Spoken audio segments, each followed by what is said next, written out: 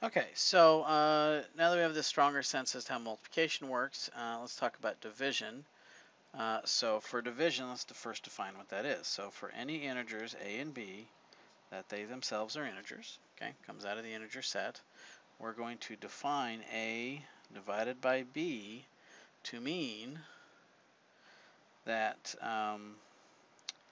there is some number c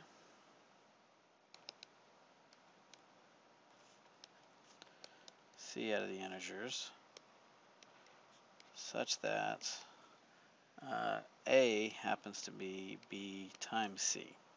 So in other words, we define division into a multiplication scenario, and we describe that as there's got to be something that I can multiply by b that's the same as a divided by b. Okay.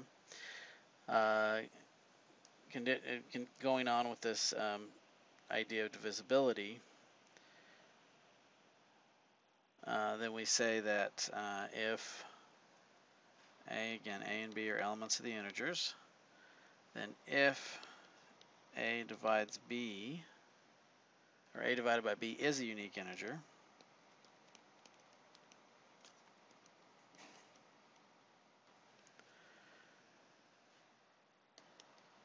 then we say a is divisible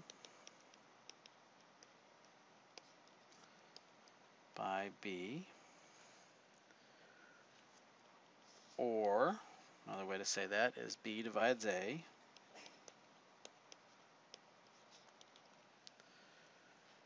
we write that using our divisibility symbol, b divides into a.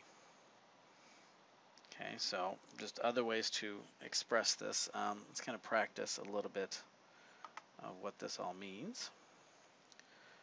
Alright, so let's say I want to calculate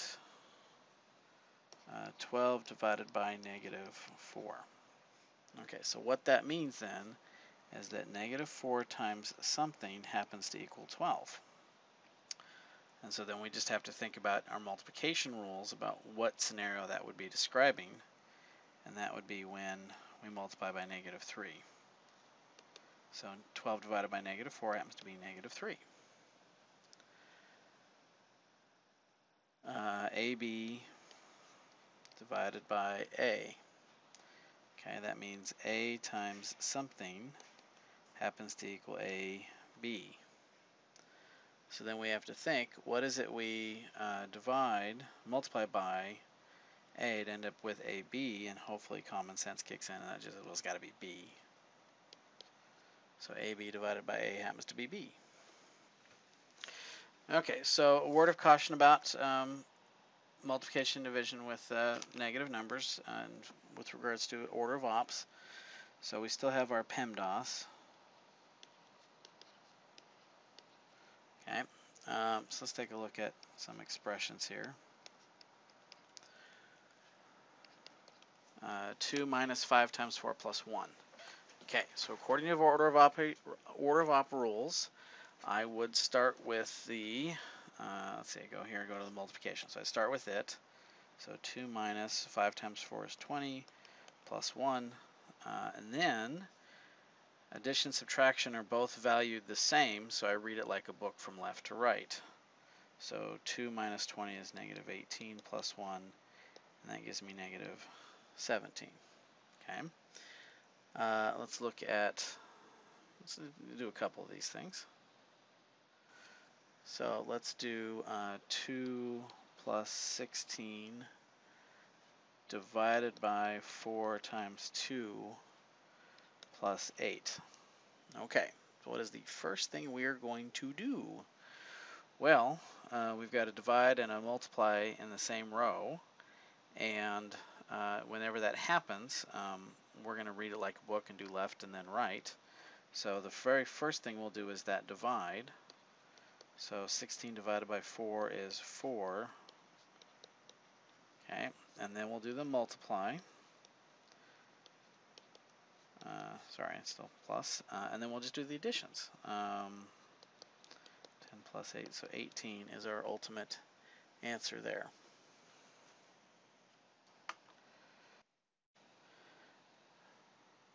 Okay, so let's just real quick look at some less than concepts.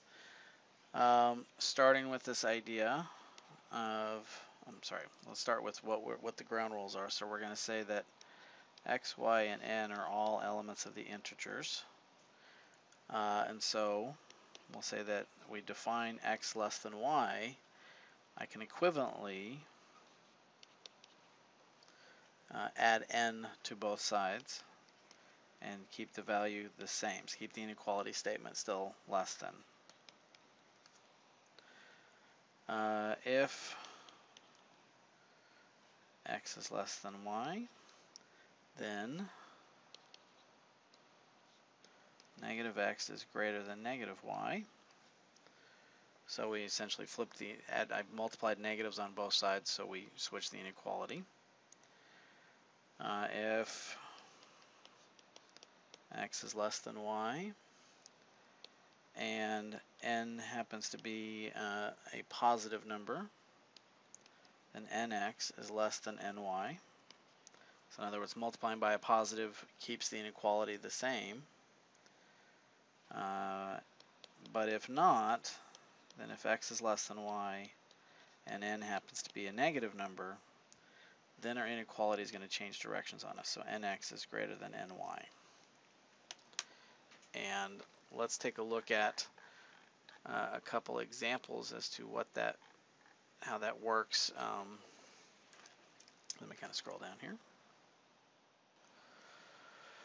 All right, so let's start off with something like x plus 3 is less than negative 2, and negative x minus 3 is less than 5.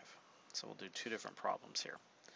Okay, so one of our rules says that we can add the same number to both sides, being positive or negative, and it doesn't change the value of the inequality.